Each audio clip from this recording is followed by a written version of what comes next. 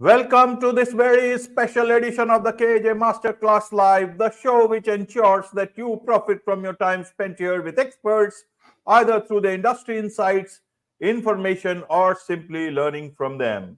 And today we have Massimo Rigotti. He is an author, an addiction recovery advocate, and creator of the groundbreaking Flavor of Confidence S.O.B.E.R method. Welcome to the show, Massimo. Hey, thank you so much for having me, AJ. It's very nice to be here early this morning. You are welcome to the show, Massimo. You are welcome to India in this online form. And I'm sure not just in India, but a lot of people across the globe will benefit from what we are going to discuss. We will be talking about overcoming addiction. So, my first question to you, Massimo, is to understand about addiction. Some people, a lot of people have different sort of addiction, but in terms of alcohol addiction, drinking addiction, a lot of people drink. Yeah. Why is it that some people get addicted, some people do not? What is it that they do or do not do, and that leads to addiction? Help us understand. Feel free to add things from your own life so that people know you have done this, you have know about these things, and this is how you have rebuilt your life after that. Absolutely. Thank you. So, in all of my work, and of course in my own personal life, I believe that the fundamental cause of all addiction, all types, whether that's device addiction, alcohol, drugs, whatever it is, food, it all stems from confidence and the lack thereof. Because what happens when you don't have enough confidence to do particular things, you tend to piece this together with some crutch. Whatever that crutch is for you, it ends up filling this addiction need. I don't have enough confidence to talk to somebody, but I would if I had a drink. I don't have enough confidence in a room full of people, so I'm going to go over and attack the buffet and eat a lot of food because that's the thing that comforts me. Wherever your comfort is, that's what underlies that addiction, because you're filling that need to have the confidence to sit within your own frame.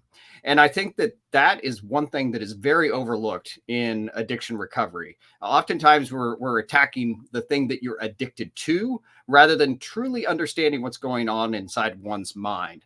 And so that's what I found over years of my own study. And the 12-step programs just didn't work. It didn't work for me. And I had to find another way to remain sober over my lifetime, and found that confidence was really that underlying challenge for me. Right, Massimo. How would we look at confidence? A lot of people who have addiction, alcohol addiction, drug addiction, they are very successful people in what they are doing. So how do we say, if it's actors or other people, even business people, if it is someone, a common person who is not so successful in life, one can still understand that there are reasons. But people who have got everything that they want, why is it that they, if we look at it, they fall short of confidence? What confidence? Which area of confidence that you are talking about? I want to understand that part. Sure. And we can use my own story as a reflection on that, because I was a very successful serial entrepreneur. I had founded 7 companies, highly successful, and was able to continue to push myself while drinking and drug addiction to cocaine. But underneath all of that, I was a scared little boy, so to speak. I was still dealing with the challenge of not feeling comfortable in my own skin. And so I hid behind that. I was able to achieve success. And I also worked in the entertainment business for a number of years. So I worked directly with some of these highly successful actors and actresses that you just mentioned, and found in all of those cases, in looking back at them, they were struggling with some semblance of not feeling okay within their own self. And that, of course, is confidence.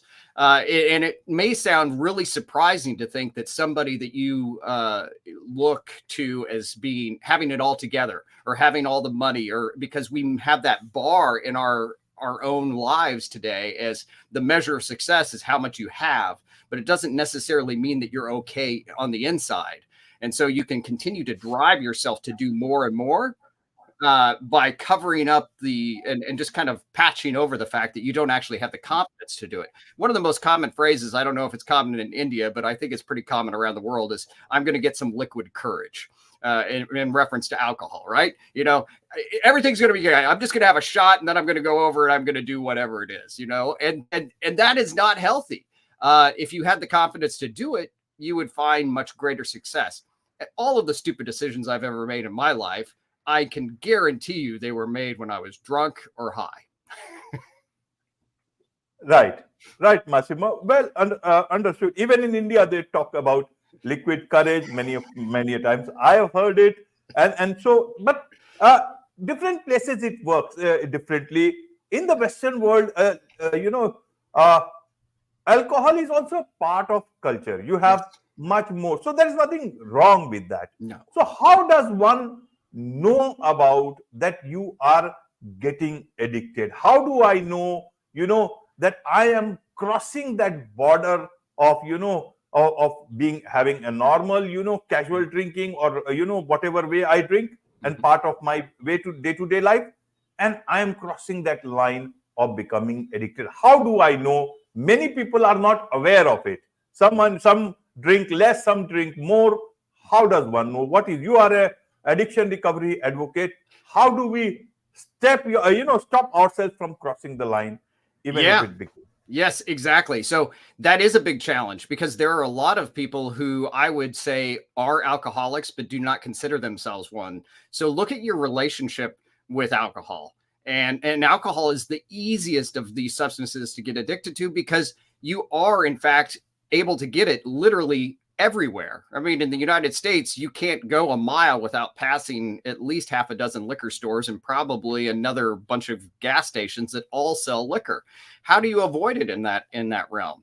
And so look at your relationship. When do you need a drink? Do you drink, every night, and then you drink yourself to sleep? If that's the case, you're on that borderline of you need alcohol every day. Can you go a day without it? If you can't, you're an alcoholic. Do you need it during the day? Do you find yourself suddenly, this is where I really felt that I slipped into the pattern, was needing to drink at lunch. So then it was drinking at lunch, drinking at dinner. And before I knew it, I was drinking at breakfast. And then it became just 24 hours a day worth of drinking. I'd get up in the middle of the night and I would have a shot. I mean, that's how bad it got. And you don't want to get to that point, because you're very dependent, physiologically on alcohol. And it's very tough to break that once you've crossed that line. So it's really about thinking about what the relationship you have with alcohol is. And if it's a healthy relationship, you might be doing this with friends, going out once or twice a week. Whereas if you have a poor relationship with alcohol, you'll begin to hide it. You'll begin to do it alone. And once you've reached that point, you have a problem. Right. So how do I take a step back then? People generally know of Alcoholics Anonymous. Beyond that, I don't know of many, or they think of, any other place you go to a doctor. How do you then find help for yourself? Friends are friends, but many a times you don't know where to begin with. What is your suggestion? What do you suggest people on this particular? Yeah, so I created my own method. I say it all the time. You have to find what works for you. According to the statistics, Alcohol Anonymous has a 9% success rate. So that means that 91% of the people out there are not finding success with that 12-step program. And that's where programs like mine fill the gap. Is mine going to fill the gap for everybody? Maybe, maybe not. But I'm out here trying to advocate the fact that there are other things. And the reason that I believe that mine works well is because it's a continuous improvement program that is bound in stoicism. So there's no really religious aspect to it as there is with AA. And it's an ancient philosophy, and you work through and you're getting small measurable gains. You don't necessarily have to quit cold turkey or end your entire relationship with alcohol. You're working on rebuilding your confidence. And as your confidence continues to build and you feel better inside your own skin, you'll feel that you need these substances less to lean on. And therefore you drink less, you do drugs less, and can find yourself in a very healthy relationship with alcohol. This past Friday, I went and met a friend, and he and I used to be big drinking buddies. I mean, we would go out and drink so much that we would get ourselves into trouble. And we went out and we had a drink. And when I say we had a drink, he had a drink, and I was there at the bar with him. And he looked at me and he says, "I can't believe you can do this. How is that even possible? Nobody else that has been an alcoholic can walk into a bar and be okay that I know of." And I told him that it's just a testament to the way that my method works, because I'm so grounded in the fact that I don't need to drink to have the confidence to hang out with other people that are drinking, if that makes any sense. Yes, yes, indeed. So help us a bit more detail about the sober method that you call, so that people can understand it and follow it for themselves. Absolutely. So the SOBER method stands for stoic, observe, behavior, execute, and restore.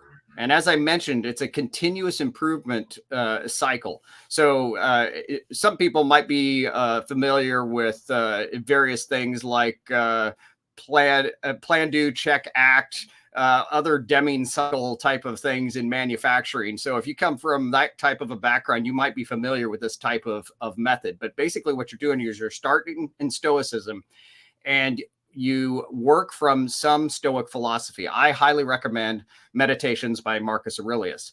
Pick a verse, reflect upon it in your own life, and then look at how and observe in your own life how that particular verse applies to your life. How do you react in that situation? And as you look at that, you chart your own behavior that you should actually react. So here's what I'm doing now. That's my observation of myself. Then I look at the behavior that I should do and I chart that out. And then next in execute, you actually go and you test this behavior, this new behavior you've crafted for yourself. And when you test it, you see, oh, it worked, or no, it didn't. If it didn't work, you observe what happened. Where did it break down? Oh, okay, I need to fix this little piece of what I was doing, and then I'll do better. And you try yourself again. And once you find that that works, then you move into the restoration step, where you think about where this particular action that you just corrected may have impacted others in your past. And this is your typical forgiveness and making amends step that you have in the 12-step programs. After you complete that, you go back to the Stoic step. You find another verse or passage or something from some Stoic that reflects on your own life, and then you work through it again. And as you do this, you're doing this continuous improvement, and you're slowly rebuilding yourself into a stronger person.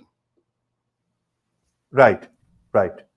In terms of recovery, which your method or any other method that people want to adopt for themselves, what are the challenges that you generally face during that? It isn't that any method, even the best method, it is not like you just start it and it will happen. There would be some challenges.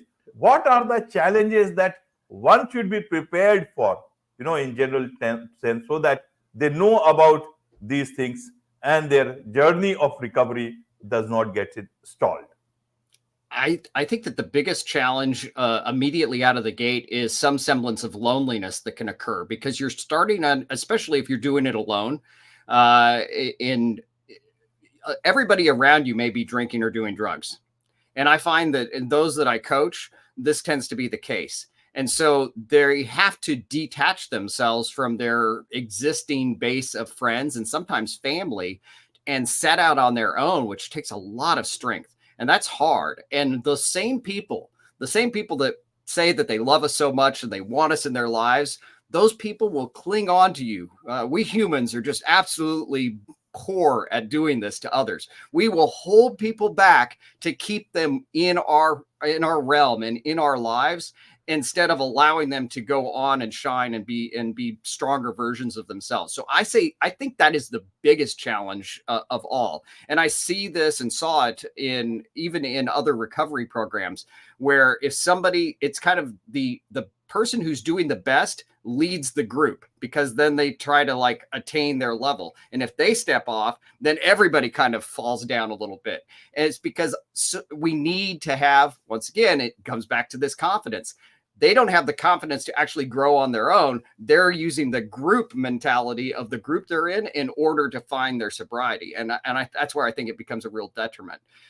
So again, that's probably the number one challenge holding you back, are just the people around you. So you have to step out, be a little uncomfortable, be a little vulnerable, and find new friends that you aspire to be. There's an old saying about if you're the smartest person in the room, then you need to find another room. It's kind of the same case in addiction. If you're the only sober person in the room, you better find yourself a new room. And I think that oftentimes people forget to do that.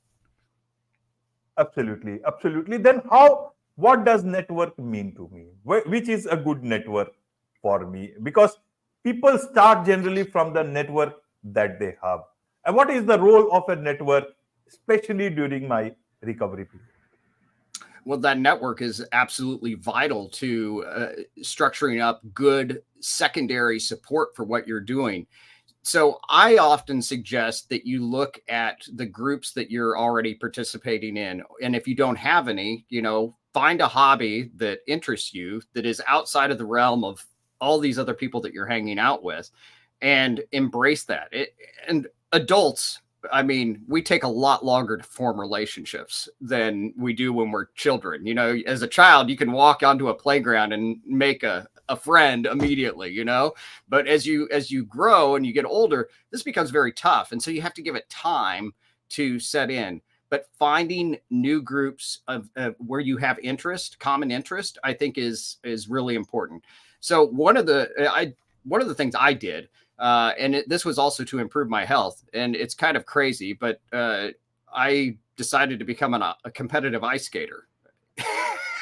So I have now found all of these good relationships in an organization and a group of people that are very healthy, because they're driven to be the best that they can be on the ice, and it's an individual sport. So for me, that helped me have a check and balance in my own life, to know that I was competing against the people around me as well, who were trying to help me become a better skater. And in the case of this, they actually made me a better person. Right, Massimo. Now, you said that, when you start this recovery process, the journey initially may look a bit lonely. Mm-hmm. What about, the journey itself? After facing all the challenges, how does you say the recovery process looks like? That, okay, you are on the right path, you are recovering. How does it feel?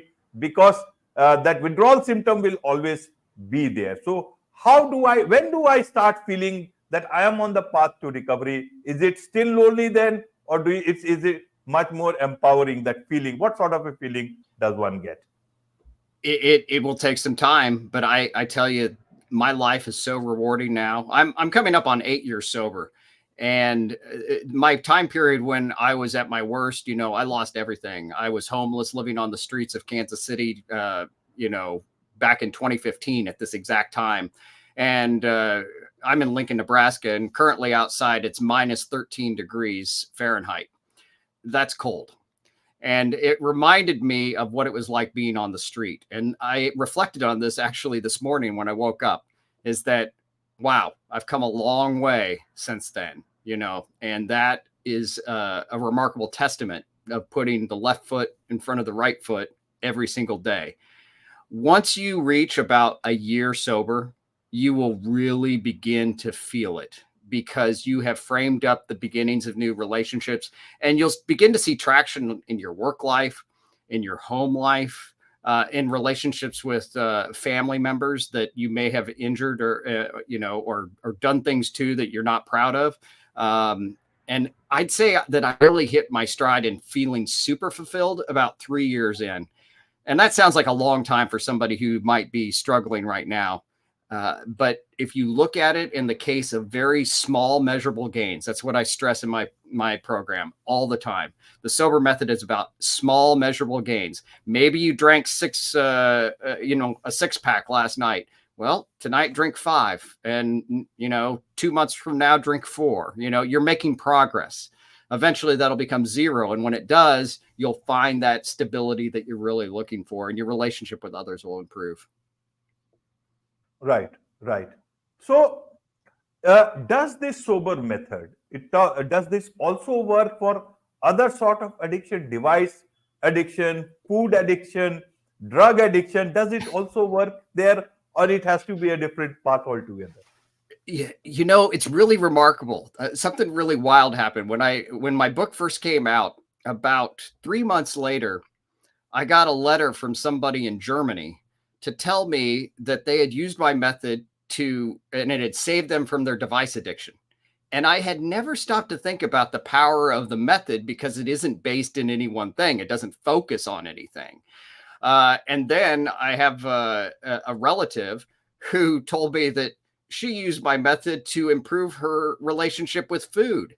And what was really interesting to me is that I had no idea that she had been struggling with this food challenge for many years and had not found a way to put it behind her. So yes, it absolutely does. And I'm working right now with a couple dozen severely device addicted people, because you're not going to get off your device. These things are part of our lives. So really, it's trying to figure out a way to have a good relationship with device addiction, and have a good relationship to know that you need it for these particular things. And in doing this work with these device addiction individuals, it's making me realize that the SO.B.E.R method, the drive, of course, is to be sober. But at the end of the day, it may just be able to take some individuals who are brushing against the edges of addiction, that have a kind of not so good relationship with alcohol, but aren't addicts, manage a better relationship with alcohol. And I think that would even be an improvement in their lives. So it's really kind of an aspirational thing for me right now to see that maybe I can take people who aren't even addicts and improve their lives through the method. Because I think that there's anytime that you work on yourself and you take that introspective look at what you are and who you are, I think is a fabulous thing. Anything you can do to work on yourself is worth your effort. Right, Massimo. Do you think it's very difficult to be a normal person in today's life? Why I ask this is, if you drink much, you become addiction, alcohol addiction.